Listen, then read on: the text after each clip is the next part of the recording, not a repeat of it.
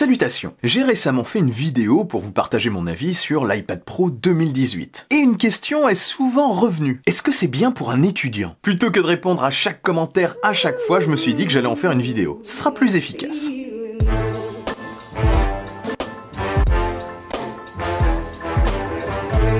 Pour répondre à cette question, je vais me baser sur mon expérience passée d'étudiant. Lorsque le produit n'existait pas d'ailleurs. Je vais vous dire si je l'aurais pris et pourquoi. Qu'est-ce que cet iPad m'aurait apporté? Des bonnes notes peut-être?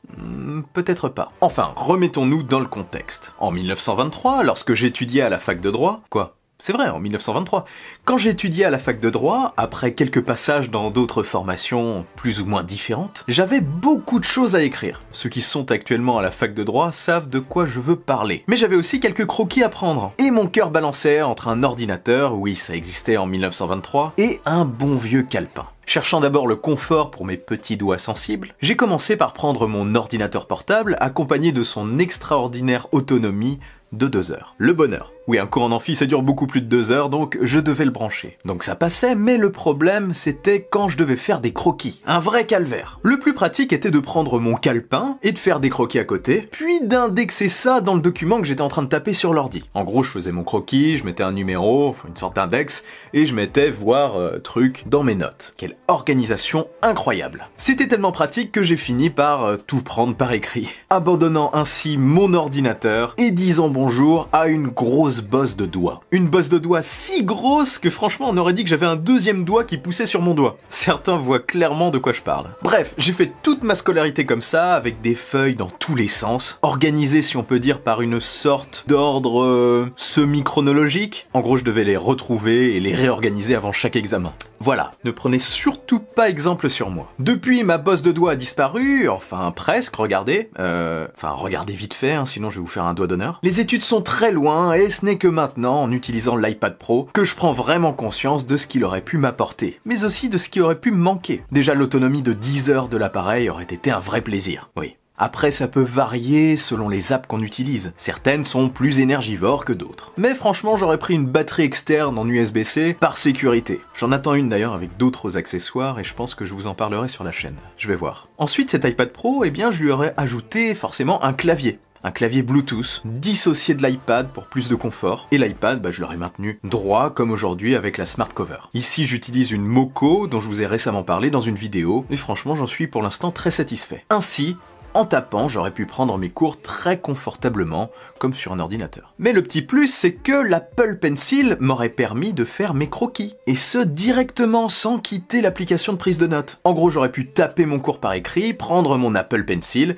et directement prendre mes notes. C'est génial, il suffit vraiment de prendre le stylet et d'écrire sur l'écran, sans vraiment se poser de questions. On peut annoter, surligner, encadrer, enfin vous faites ce que vous voulez, vous pouvez aussi faire des croquis directement sur ce que vous écrivez, ce qui est un petit peu bizarre, ou alors en dessous, ou dans une zone prédéfinie. C'est vraiment top. Et franchement, même aujourd'hui, je l'utilise tout le temps. Super pratique aussi pour annoter, ou surligner des documents en PDF par exemple. Non sérieux, ça m'aurait vraiment facilité la vie. Plus besoin de chercher mes cours partout, les papiers posés sur un meuble, posé sur la table basse ou sur mon bureau, sans réelle logique. J'aurais tout eu sur mon iPad en fait, ou dans le cloud. Dans le cloud. Autre point super intéressant, déjà c'est pas ça que je voulais dire, mais c'est compatible avec Office aussi si vous vous posez la question, avec toute la suite Office de Microsoft. Mais ce que je voulais dire, c'était pas ça, c'est qu'on peut scanner des documents avec l'iPad. Et c'est super facile à faire. Il suffit de pointer le document et hop, il est scanné. On peut le faire directement depuis l'app de notes de l'iPad ou avec des apps dédiées qui sont peut-être parfois plus complètes. En gros, c'est super pour numériser toutes sortes de choses. Et surtout, on ne perd absolument rien. Pour réviser aussi, ça m'aurait été vraiment très utile. J'aurais pu faire mes fiches soit de manière manuscrite, avec l'Apple Pencil, à l'ancienne en gros, avec des couleurs et tout, enfin,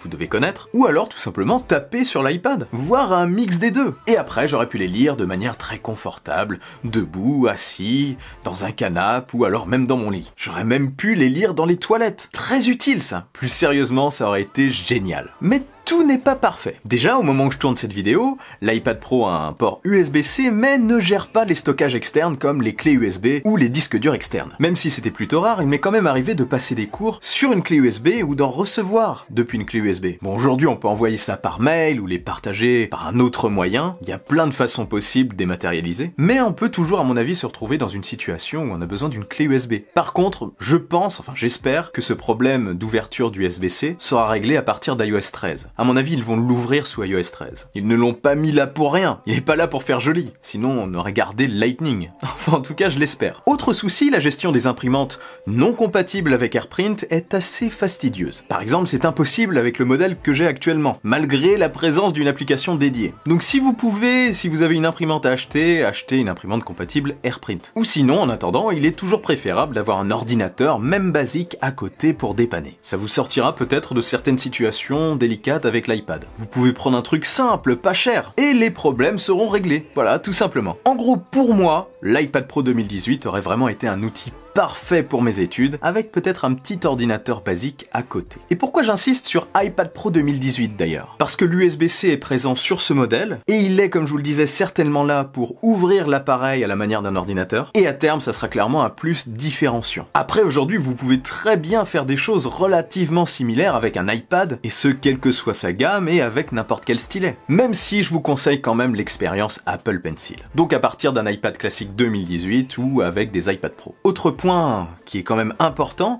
en plus d'être un outil de travail intéressant et performant, il permet aussi de se divertir en lisant des livres, des BD, en regardant des vidéos, des films si vous avez un abonnement Netflix par exemple, et même en jouant à des jeux. Pour moi, c'est vraiment un produit parfait pour un étudiant. Enfin, un étudiant avec le même profil que le mien. Ce qui m'amène à un dernier point. S'il aurait été parfait pour mes études, il ne le sera peut-être pas pour les vôtres. Et oui, ça dépendra clairement de vos études. Si vous avez besoin de logiciels particuliers, vérifiez bien qu'ils sont disponibles sur l'iPad. Et renseignez-vous aussi auprès de votre école ou de votre formation pour savoir si un équivalent existe et s'il suffit. En d'autres termes, interrogez-vous bien sur l'usage que vous en aurez. Que dis-je, sur les usages? En gros, si par rapport à ma description précédente, il peut vous suffire, ou si au contraire il y a trop de manques pour que ça le fasse. Après, si vous en avez les moyens, pourquoi ne pas l'avoir en plus d'un ordinateur performant? En gros, l'iPad pour les notes, les croquis, etc. et l'ordi pour passer sur le logiciel que vous ne pourrez trouver que dessus. Petit point avant de finir, parce que je sais qu'on va me poser la question. Pour ce qui est de la taille, aujourd'hui, je trouve l'iPad Pro de 11 pouces parfait. Il est beaucoup plus nomade, plus agréable à tenir à une main et globalement plus pratique. Je trouve sa taille nickel